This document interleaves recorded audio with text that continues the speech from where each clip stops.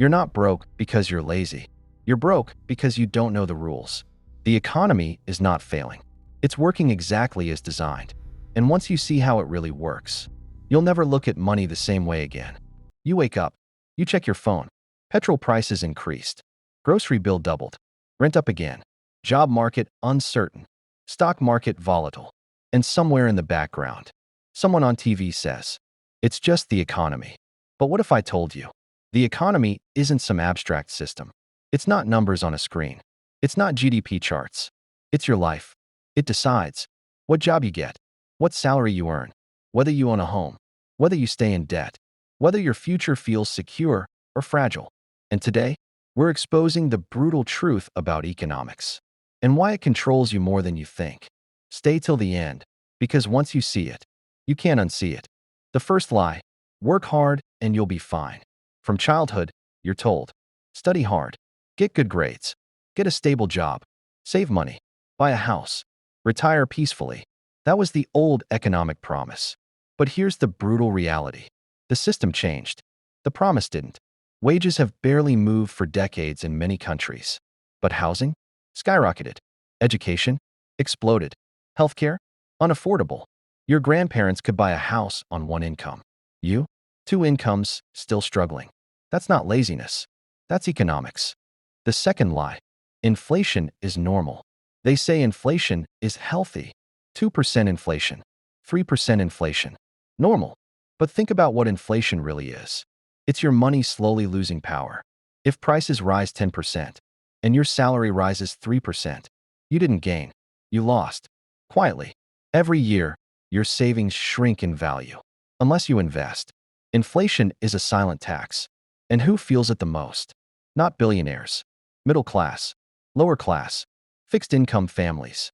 You feel it at the grocery store, at the petrol pump, in your electricity bill. Inflation doesn't destroy overnight. It squeezes you slowly. The third lie: the government has it under control.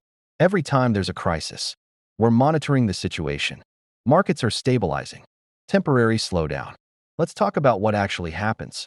When the economy slows, governments print money. When banks collapse, they get bailed out. When corporations struggle, they get subsidies.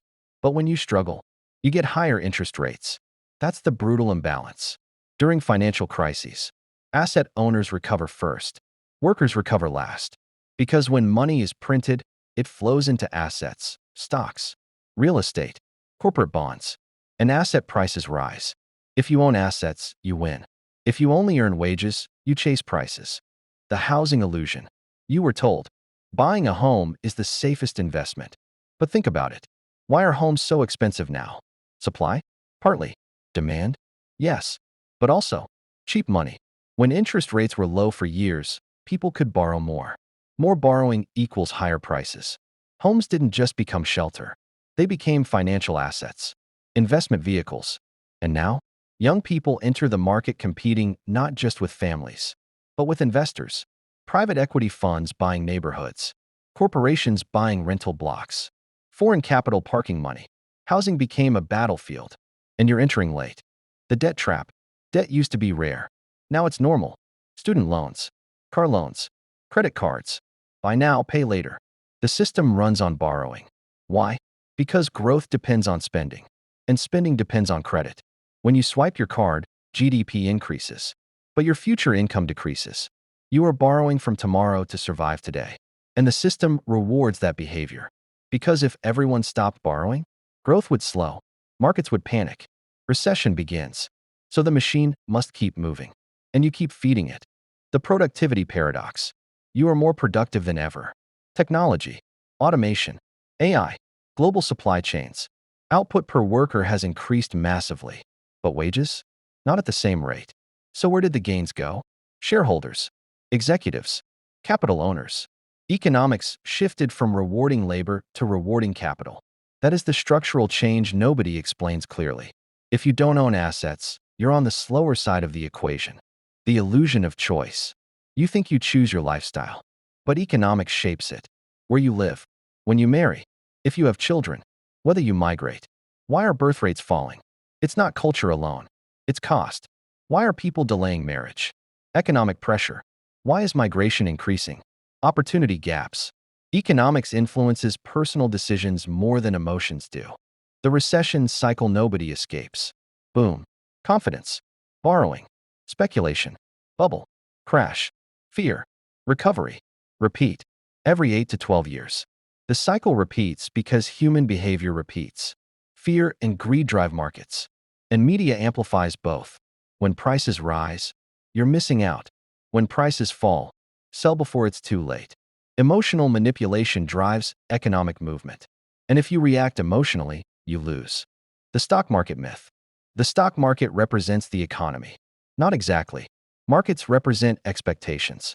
The economy represents reality. Sometimes markets go up while unemployment rises. Because markets look forward. Workers live in the present. There's a disconnect. That's why news feels confusing. Markets rally despite bad news. Because bad news was already priced in. Economics is less about facts and more about expectations. The real power structure. Who truly controls economic direction? Central banks, large financial institutions, major corporations, global capital flows. Interest rates alone can crash housing markets, destroy startups, increase unemployment, strengthen or weaken currencies. One policy decision affects millions. Yet most people don't even know how rates work. That knowledge gap creates power imbalance. The brutal truth about money. Money is not wealth. Assets are wealth. Cash loses value. Assets appreciate over time. That's why the rich focus on businesses, equity, real estate, intellectual property, while the middle class focuses on salary, savings, stability. The game rules are different, and nobody teaches that in school. Globalization's hidden cost. Cheap goods, fast fashion, online convenience, but also outsourced jobs, wage competition, supply chain fragility. When one country shuts down, global prices spike. Your grocery bill is influenced by wars, trade policies, currency fluctuations, oil prices, shipping routes. You are connected to global economics whether you realize it or not. Why the middle class feels crushed? Because the middle class pays taxes, carries debt, relies on wages, has limited asset exposure. Too rich for subsidies, too poor for loopholes. Inflation hits them. Rate hikes hit them. Layoffs hit them. They carry the system's pressure. And when middle class weakens, social tension rises. History shows this clearly. The psychological warfare of economics. Headlines create urgency. Market crash. Recession coming. Inflation soars. Fear keeps you reactive. But wealth is built by patience. Those who stay calm during chaos benefit most. Emotional discipline is an economic skill. The future, automation and AI. Automation reduces labor demand in many sectors. AI increases productivity. But unless ownership spreads, income inequality widens. Technology doesn't automatically create fairness. It amplifies existing structures. If capital owns AI, capital earns more. If workers don't adapt, wages stagnate. That's not dystopian. It's structural economics. You cannot control interest rates, inflation globally, government policy, market cycles, but you can control financial literacy, spending habits, skill development, asset ownership, long-term thinking. Economics punishes ignorance. It rewards awareness. Even small investing habits compound massively over time. Even side skills increase resilience. Even emergency savings reduce panic decisions. The final brutal truth. The economy is not designed to make everyone rich. It is designed to grow. Growth sometimes leaves people behind. If you don't understand the system, you become fuel for it. If you understand it, you position yourself within it. The difference isn't luck. It's awareness. You feel stressed about money not because you're weak, but because you're operating inside a complex machine without a manual. Now you have part of the manual. The next time prices rise, you'll understand why. The next time markets crash, you won't panic instantly. The next time someone says, it's just the economy, you'll know. It's not just the economy. It's power. It's structure. It's incentives. It's human psychology. It's global systems. And it affects you every single day. If this opened your eyes, watch it again. Because the first time you understand, the second time you strategize, and the third time, you start playing the game differently.